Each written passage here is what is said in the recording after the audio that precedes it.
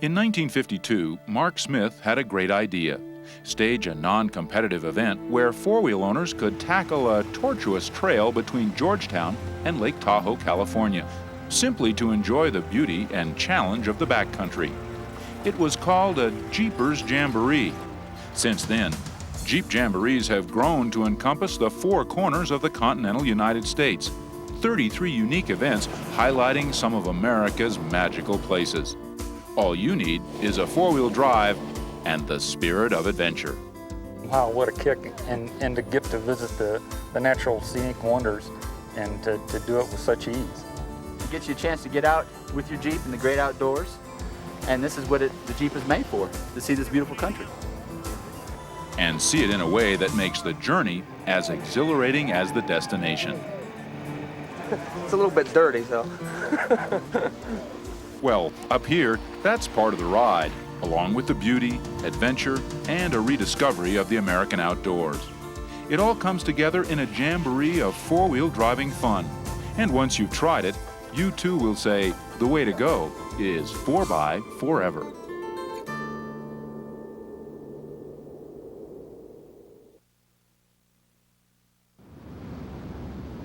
These are the roads and trails that many of us deal with every day. Routes of noise, congestion, and obstacles. There are those potholes and cracks that you curse, and then there are those that you celebrate. And celebration is what jamborees are all about. Hello everyone, I'm Greg Lewis. On the Rubicon Trail, just outside of Lake Tahoe, California. The most famous and infamous jamboree route there is. For four-wheeling enthusiasts, you could say the Rubicon gets a perfect 10 for challenging terrain, but then again, every jamboree nationwide does. It gets a perfect 10 for adventure, camaraderie, and fun. Every year there are dozens of jamborees you can join in every corner of the country. Explore the wooded majesty of Kentucky or the stark lunar landscape of California's Rubicon Trail. Enter the mysteries of the Florida Everglades, or go back in time to Colorado's gold rush days. But no matter where it takes place, each jamboree shows you your own backyard in a whole new light. There's an old piece of advice that says if you want to be happy, put a little color in your life. Well, in New England in autumn, that of course means the brilliant reds and yellows of maple leaves. And if you're a four-wheeling enthusiast participating in the Mohawk Trail Jamboree in western Massachusetts, it also means the color of laughter, of friends old and new, and sometimes, just sometimes, the color of mud. The Mohawk Trail is a route of history, long traversed by Native Americans on foot, and now a link between past and present. Here in this historic New England setting, participants will explore some of the most challenging four-wheel trails east of the Mississippi. Their leader, Jamboree founder, Mark Smith. Okay, good morning, everybody. Good morning.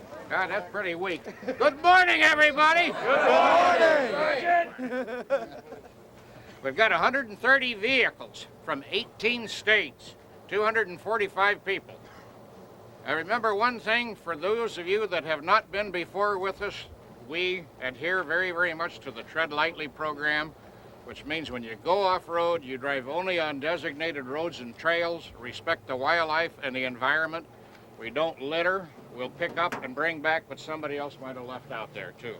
Keep the vehicle behind you in sight at all times. If you're going to stop and take a lot of pictures, don't block the trail. Pull over, let other people go on by. Go ahead and get in your vehicles. We should be hitting the road here in about 10-15 minutes. The Jamborees are organized as family events, and we've had our youngest participants have been 2 weeks old, and we've had people in their 80s. And it's a great experience for the people to go. They get in the backcountry, they're able to drive, see what their four-wheel drive vehicle is capable of doing, and actually to see country that most people would never be able to see. And see it in a way that most people never thought possible.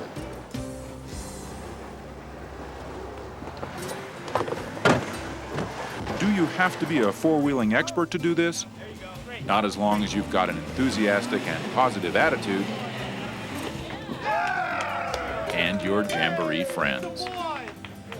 Well, I watched where the other cars went, so I knew the track, and then just go for it. And you just have to get a feel for the gas and see where the right feel, the right movement forward, and which way to go. I don't know, you just kind of go for it.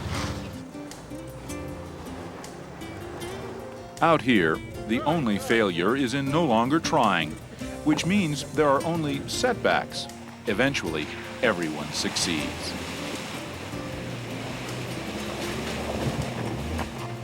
These are special routes, often on private land, designated for this type of driving and learning.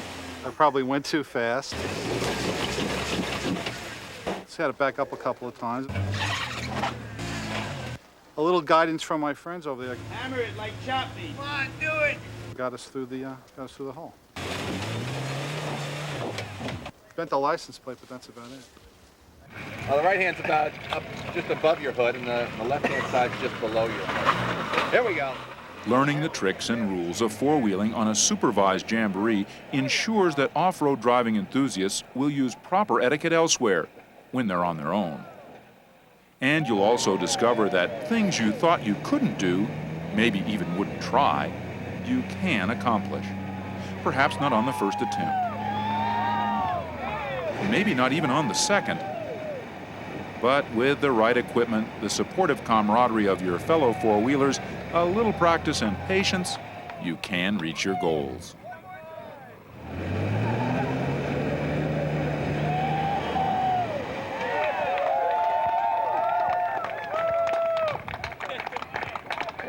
What a blast, huh?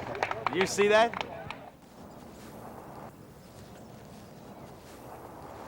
Whether you're at a Jamboree in the Everglades of Florida, the Redwoods of California, or here high in the Rockies, there is a spirit that connects all of these events. And that is to soothe the soul by reaching places that regular roads just don't go. Nothing does that quite like the drive to a mountaintop, where you can take in a vista that pushes back the horizons of our common experience until they simply disappear. What awaits out here is yet another Jamboree adventure, Rocky Mountain style. It's just past dawn in Ouray, Colorado, a town they call the Gem of the Rockies. But local folks have been up for quite some time, flipping flapjacks and scrambled eggs for some 300 visitors who've come from 29 states and as far away as Germany to do something here that, well, you just can't do anyplace else. The first visitors to this area came about 600 years ago, the Ute Indians, and then it was the conquistadors, and a little more than a century ago, miners. But today, it's 150 Jeeps, and it's their Jamboree. Ouray, for people that are new here, sits at 7,800 feet elevation. That's 1,000 feet higher than your highest mountain east of the Mississippi, and nobody lives on it. From here, we're going up, and we'll be crossing mountains over the next 2 days at 13,000 feet. Here's a panorama you might have seen only in a picture book, but you can actually put yourself inside this picture. On these switchbacks, you can switch the clock back to a slower time, to a more relaxed pace of life. You know, east, west, north, and south, the United States is beginning to look pretty much the same if you view it from just the interstate highways. But if you get off the 4 lanes and into four-wheeling, you can enjoy the beauty and breadth and diversity of America in a way that you never have before. It seems kind of foolish to just rush from point to point at 65 when you can cruise along at 10 miles per hour and enjoy the experience. You're out here with this type of scenery, with all new friends, with all a common interest, which is the Jeep, and it's great. It kind of does it for you. It takes it down the grades, you know, if you leave it in the low, you know, you just want to make sure that you're not pushing this thing, and it just kind of wants to do it itself. We spun a couple of places, but it's good. Earlier today, we got a tip from one of the drivers behind us that we needed to let a little more air out of our tires because we were just slipping too much. We weren't getting enough traction, and so we let some air out, and piece of cake. It made all the difference in the world. Whether you're letting a little air out of your tires or putting a little air underneath your tires, this Jamboree route will lead you to a place where the air is pure, The history as rich as the abandoned gold mines were when they made mere men into millionaires. Today, a new kind of richness abounds in the freedom of wide open spaces. And there's plenty of space in the day, too, for gathering with your new Jamboree friends and exploring a bit. In 1873, prospectors looking for gold and silver discovered their precious metals at the confluence of 3 creeks of the Animas River. And so was born the town of Animas Forks. By 1885, there were some 450 summer residents who lived here. Not too many in the winter. Most folks left. It was just too cold. Even William W. Duncan departed, and he'd built the most elegant house in town, the Bay Window House. Imagine waking up every summer morning to that view. Food just seems to taste better, and music sounds clearer up here. Perhaps it's the satisfaction of traversing trails and appreciating vistas that most people will only know secondhand.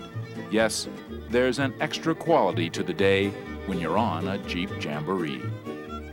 When we return, we'll visit the toughest Jamboree trail there is on 4x4ever. One of the early pioneers of this vehicle once called it short, squatty, and ugly as sin. Inelegant, incredible, and virtually indestructible.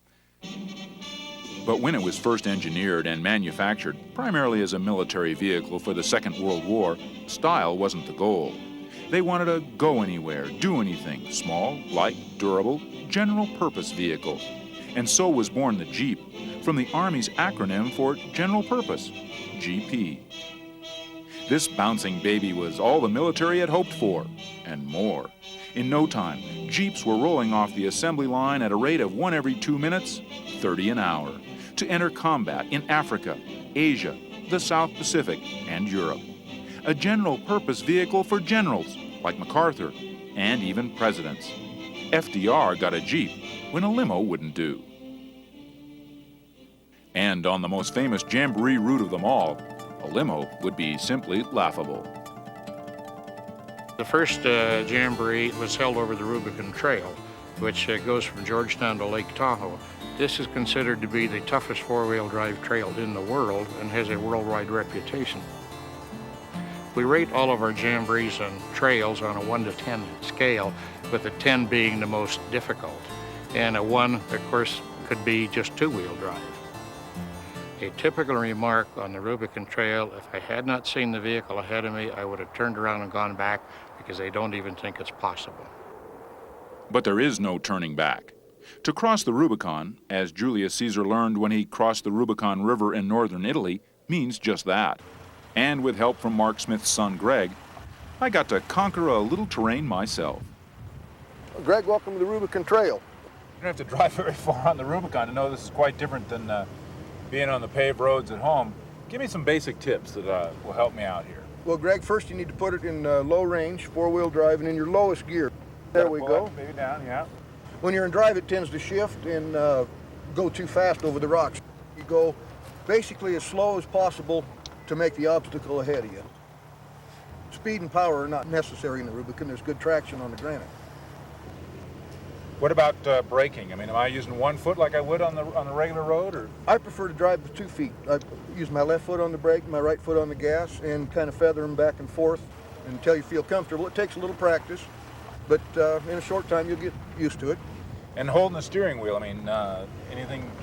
You want to keep your thumbs out of the center of the steering wheel at all times. Okay. In case you hit an obstacle, it'll spin the steering wheel and could possibly break your thumbs. Okay, now we got some big rocks up here. Okay. Go over the top of them, or? Always want to put your wheel on the high spots like it. You never want to straddle a boulder. Avoid that at all costs. That was a good job right there. Well, thank you. Any special concerns about side hills or anything like that? You want to avoid side hills all you can. You want to keep your vehicle perpendicular to the hill as much as possible. You can go a little bit, and there's no set rule on that. It depends on tire pressure, the type of material that you're on, whether it's rock, sand, or granite. Just the basic rule is avoid them. Any steep inclines you want to take at a 90-degree angle to the hill. Okay, good. In other words, with your front bumper square to the incline. These steps you've got coming up here, just ease up to them with a little bit of brake and just a little bit of gas and just a slight bit of momentum. Speed and power are not necessary in here, but momentum's your friend. Going downhill, different from going uphill? Going downhill is different. You use a little bit more brakes. In a standard transmission, you learn how to drive with your left foot completely on the floor. You don't touch the clutch at all and let it go downhill under compression, and maybe just a little bit of braking. All right, now let's say you do get stuck. What are some basic ideas about Turn your wheels. Most people tend to use too much throttle when they're stuck because they panic. You just maintain a minimal amount of power and turn your steering wheel back and forth from right to left. Okay. And a lot of times that'll get you unstuck right there. And in a case like that, you've done it just right. You put your right front wheel on a big rock and your left front wheel on a big rock. Good job. All right. No, I need another 20 years of experience and I'll be as good as you are. I've done this trail 22 times this year, and it's different every time you do it. A lot of it's just common sense once you've got the basics in practice, and you're already doing a fine job. You'll be a super Jeep driver in no time at all here. I'm having fun, that's all I can tell you. That's the main thing. We expect everybody to come out here and have fun on the Rubicon Trail. Fun, in fact, is the fuel that makes all the jamborees go. No wonder four-wheeling enthusiasts come from across the U.S. to explore one of the greatest gifts Mother Nature gave America, the Adirondack Mountains of upstate New York. When we go into the backcountry, we are driving only on designated roads and trails. Many of these are old logging roads, and many of these are trails that go back 200-300 years. We definitely are not disturbing or hurting the environment. You drive slow and easy, you respect the wildlife and the environment, you don't litter. It's respecting the outdoors and enjoying it. And it's for all of us to do. Flat. The deep mud, of course, is something you get into, especially east of the Mississippi. Generally, when we find these mud holes, we have to have one or two of our people there with tow straps. Most of our trails, if they're a 4 or above rating, tow hooks are required on the vehicles. And just strictly for the reason of the deep mud, that we have something we can hook on and pull them out. If the most challenging thing your four-wheel drive vehicle faces is that drive from your house to the office or to the kids' school, it may be time to find out what it and you are really capable of. That's brutal. That was brutal. That was great. The adventure and the satisfaction are just waiting for you to turn the key and turn off the highway. I think Jeeps and owning a Jeep is something very, very special. There is a bumper sticker out that says it's a Jeep thing you wouldn't understand. And I think you have to own a Jeep and know what it is. I know one fellow on one of the trips, he had a Jeep, it was painted pink, and on top of the hood he had a slot. And the name of his Jeep was My Piggy Bank. And it was obvious that he was putting all of his money into that Jeep. It seems that these vehicles are more than just machines. Maybe they're more like a friend that brings out the best in you. The car's never been in four-wheel drive before. We had it up to the eyes in mud. We had a good time. This is what I was meant to do all my life anyway. Now my kids can't complain about my driving anymore. Nestled between the soaring peaks of the Colorado Rockies is historic Camp Hale. Here, just once a year, thousands of Jeep owners gather to experience the latest offshoot of jamborees. It's called Camp Jeep. Here, future four-wheelers have the opportunity to drive their own vehicles. There's all kinds of outdoor fun available for the whole family. Test the power of your own, well, two-legged drive. Or climb up. Or cast about for new experiences. There's a chance to look inside, too, at what makes your vehicle go all those incredible places, and to discuss important environmental issues with people in the know. It's all part of Camp Jeep, along with getting up and away, of course. Tom and I are going to take off and go four-wheeling with somebody else's vehicle instead of mine. This is four-wheeling on the 101 course, a tutored trip over, around, and across the typical obstacles and terrain you encounter off the pavement. How did it go? Oh my God, it was great. How was it for you? It was excellent. I learned a lot of things. Tomorrow when we go out, we'll take the Grand Cherokee out. Hi folks, I'm Gary Kaler with Nova Guides. Today we're going up McAllister Gulch. Celebrating the outdoors is what Camp Jeep is all about. Last year, singing great Kenny Loggins joined the celebration, by giving a concert under the stars and taking in some off-road sights himself. Through his music, Kenny has long promoted a greater awareness and responsibility to the environment. My sense is that the more people can see the beautiful places and feel a kinship and an ownership to it, the more protective they'll be about it. And so it lifts the pride that we have in our areas and a feeling of ownership that I want to continue to express in my music.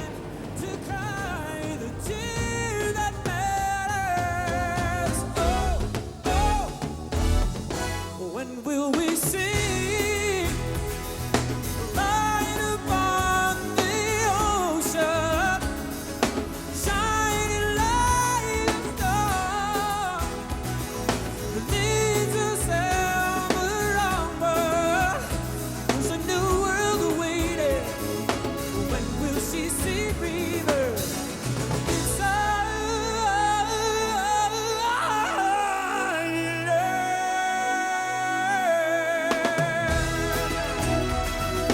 Four by Forever will return after this.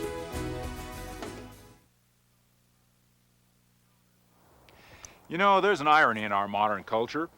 We want to have it all so that, well, we can get away from it all. One of the best ways to get away from it all is to join a jamboree, to explore those roads less traveled by, and along the way, to learn a little bit more about America and to rediscover ourselves as well. I'm Greg Lewis along the Rubicon Trail. Drive safely and have fun out there.